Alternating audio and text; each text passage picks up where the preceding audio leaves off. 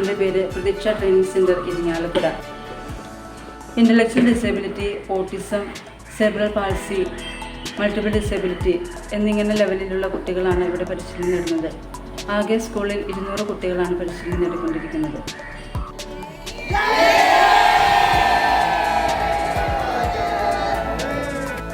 ഇവിടെ ഓരോ ക്ലാസ്സുകളും pre primary, primary, secondary, pre vocational, vocational, care group എന്നിങ്ങനെ ലെവലിലാണ് കുട്ടികളെ തിരിച്ചിരിക്കുന്നത്.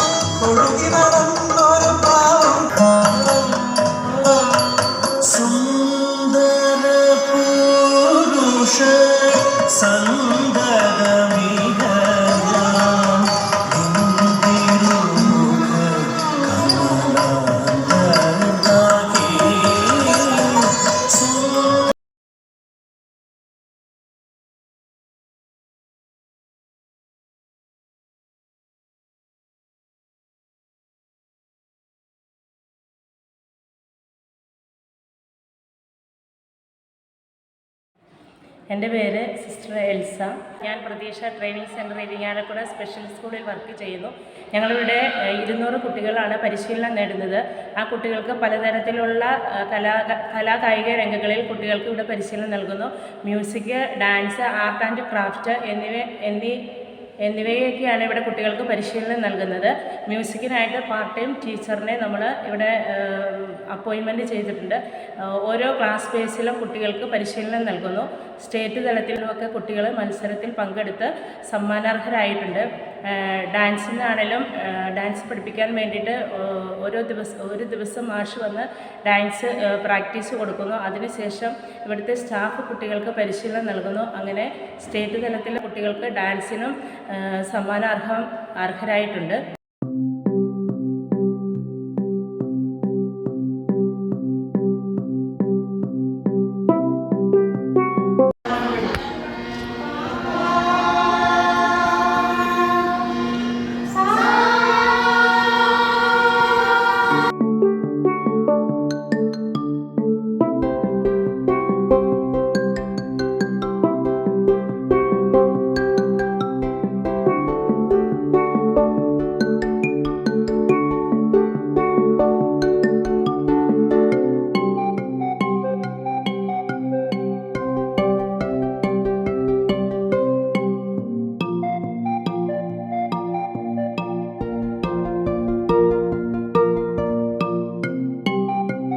എൻ്റെ പേര് സിസ്റ്റർ സുജിത.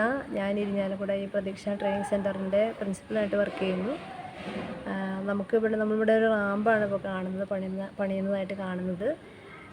ഇത് ഇപ്പോൾ എല്ലാ സ്ഥാപനങ്ങളും ഭിന്നശേഷി സൗഹൃദ സ്ഥാപനങ്ങളാകണമെന്നൊരു ഓർഡർ ഗവൺമെൻറ്റിൻ്റെ ഭാഗത്തുനിന്ന് വന്നപ്പോൾ നമ്മൾ 1986 ഇത് സ്റ്റാർട്ട് ചെയ്തു. ആ സമയത്ത് ഇങ്ങനെ റാമ്പൊന്നും ആവശ്യമുണ്ടായിരുന്നില്ല.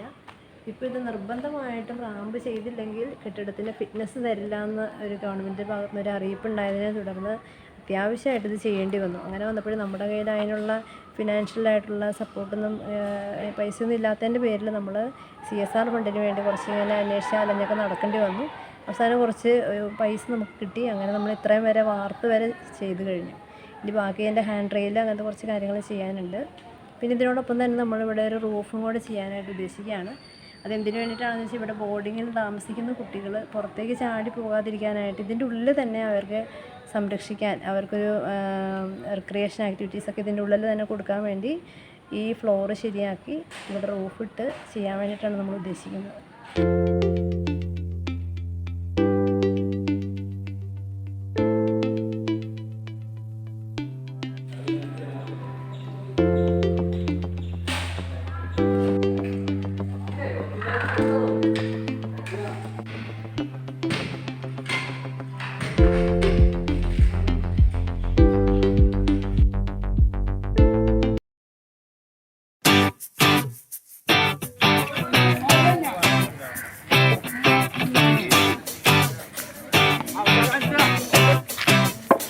ആറ്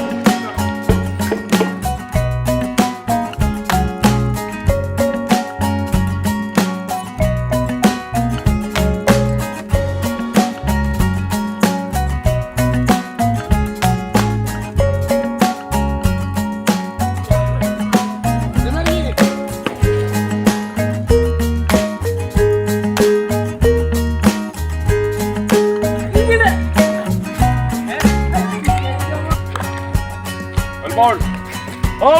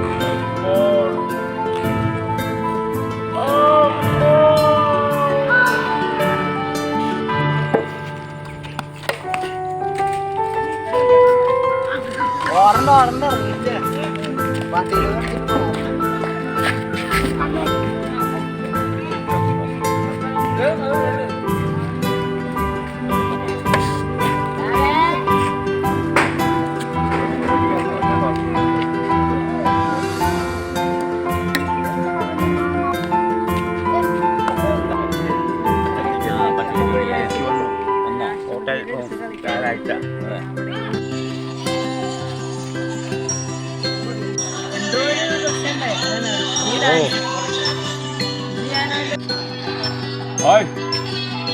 ഹലോ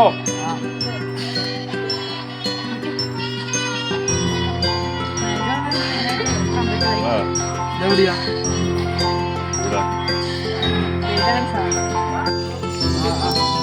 ബാക്കി ആൾക്കാർ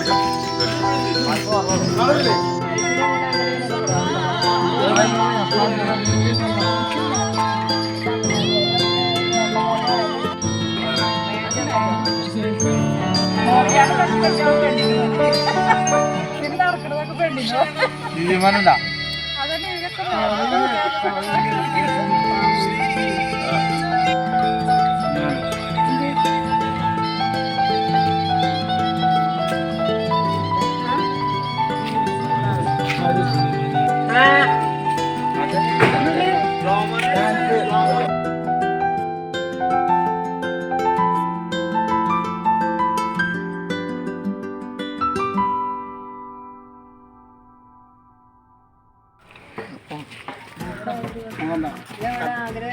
ഡബിൾസ് കളിക്കുന്നതായി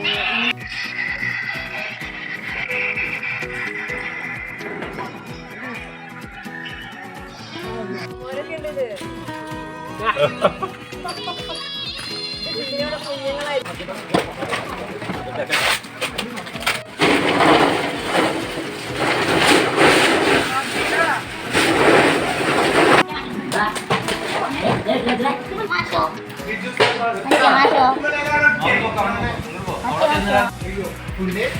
ജിജോ ജോസഫ് യെസ് ഇത് ഉണ്ടാക്കി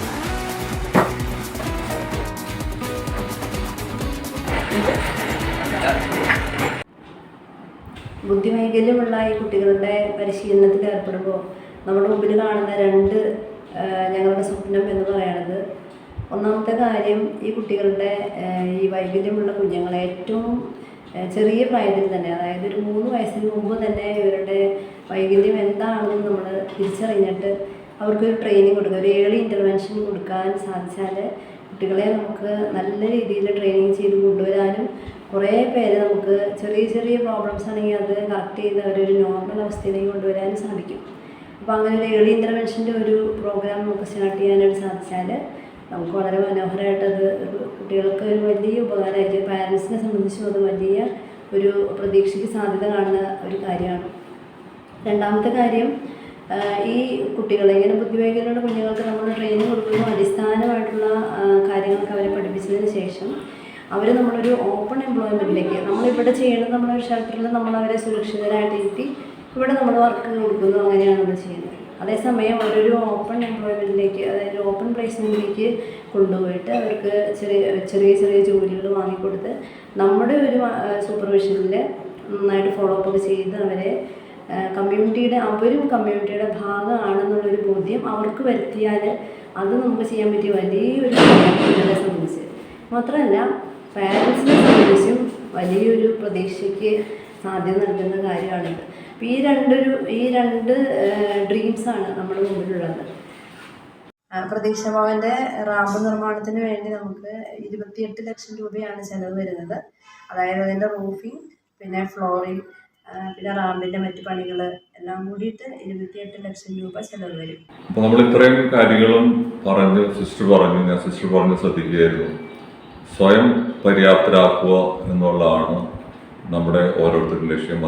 അതിലേക്കാണ് പ്രതീക്ഷാ ഭവൻ പ്രതീക്ഷയർപ്പിച്ചുകൊണ്ട് മുന്നോട്ട് പോകുന്നത്. അപ്പം ഇങ്ങനെയുള്ള കുട്ടികളെ സ്വയം പര്യാപ്തരാക്കാൻ പറ്റും എന്ന് കാണിച്ചു തന്ന പല ഉദാഹരണങ്ങളും നമ്മുടെ മുന്നിലൂടെ നമ്മൾ ഈ കഴിഞ്ഞ ദിവസങ്ങളിൽ ഞാൻ ഇവിടെ നടക്കാനും ഇടപഴകാനും ഇടയിൽ ഞാൻ കണ്ടു. അവിടെയൊക്കെ ദൈവത്തിൻ്റെ ഒരു കയ്യൊപ്പും ഞാൻ കണ്ടു. അപ്പോൾ എന്നെ സംബന്ധിച്ച് ഇനിയുള്ള കാര്യം എങ്ങനെയാണെന്ന് വെച്ചിട്ടുണ്ടെങ്കിൽ, ഇനി നമുക്ക് ഇതെങ്ങനെ ലോകത്തിലേക്ക് മുന്നിൽ പ്രൊജക്റ്റ് ചെയ്യാം. കാരണം നമുക്ക് തന്നെ ഇത് സാധിക്കില്ല, നമുക്ക് പലരുടെയും സപ്പോർട്ട് ആവശ്യമാണ്. ഇന്ന് പ്രതീക്ഷാ ഭവൻ പ്രതീക്ഷയോടെ ഇത്രയും കടന്നു വന്നിട്ടുണ്ടെങ്കിൽ അത് നല്ലവരായ നാട്ടുകാരുടെയും ബാക്കിയുള്ള കോർപ്പറേറ്റുകളുടെയും സന്നദ്ധ സംഘടനകളുടെയും സഹായത്തോടെയാണ്. സഹായമില്ലാണ്ട് നമുക്ക് മുന്നോട്ട് പോകാൻ പറ്റില്ല. അപ്പോൾ ഞാൻ നേരത്തെ പറഞ്ഞ പോലെ പല സമയത്ത് പല ആൾക്കാരും വന്നിട്ടുണ്ട്. ഇന്ന് ഈ റാമ്പ് പണിയാനായിട്ട് ഒരു മഹത് വ്യക്തി 17 ലക്ഷം രൂപ ഡൊണേറ്റ് ചെയ്തിട്ടുണ്ടെങ്കിൽ സല്യൂട്ട് ചെയ്യും. ആ ഒരു മനുഷ്യൻ നല്ലൊരു തുടക്കം നമുക്ക് നൽകി കഴിഞ്ഞു. ബാക്കിയുള്ളത് ദൈവം സഹായിച്ചു നമ്മൾ നടത്തും, നമ്മൾ നടത്തിയിരിക്കും കൂട്ടായ പ്രയത്നത്തോട്. അപ്പോൾ തീർച്ചയായിട്ടും ഈ എത്ര ഫണ്ട് സിസ്റ്റർക്ക് വേണ്ട, എൻ്റെ അഭിപ്രായത്തിൽ അറൗണ്ട് അബൌട്ട് 80 lakhs ഈ പ്രസ്ഥാനത്തെ നല്ലൊരു മാതൃകാ പ്രസ്ഥാനമായിട്ട് മുന്നോട്ട് പോകാനും കൂടി, അത് തന്നെയല്ല റാമ്പ് പണിതില്ലെങ്കിൽ ഇതിൻ്റെ ഇതും കൂടി പോകും, വാലിഡിറ്റി വട്ടവർക്ക്. അപ്പോൾ അതും കൂടി ഇല്ലാന്നുണ്ടെങ്കിൽ ഈ പ്രസ്ഥാനം ഇവിടെ നടക്കാൻ പറ്റില്ല എന്ന് ഗവൺമെൻറ് ഇത് പ്രകാരം, പുതിയ റൂൾസ് പ്രകാരം. അപ്പോൾ ഇത്രയും 35 വർഷം ഈ സ്ഥാപനം നിലനിന്നിട്ടുണ്ടെങ്കിൽ ഇനി നിലനിൽക്കാൻ ആയിട്ടൊരു ചോദ്യചിഹ്നം വരുമ്പോൾ ആ ചോദ്യചിഹ്നത്തെയൊക്കെ ഉടച്ച് താറുമാറാക്കി നല്ലൊരു വഴിവെട്ടി എക്സ്പ്രസ് ഹൈവേ കൂടെ നമ്മൾ മുന്നോട്ട് പോകാനായിട്ട് ദൈവം നമ്മളെ അനുഗ്രഹിക്കുമാറാകട്ടെ. നമുക്കൊന്നും ചെയ്യാൻ പറ്റില്ല. We are just instruments in his hands. We can pray, നമുക്ക് പ്രാർത്ഥിക്കാം.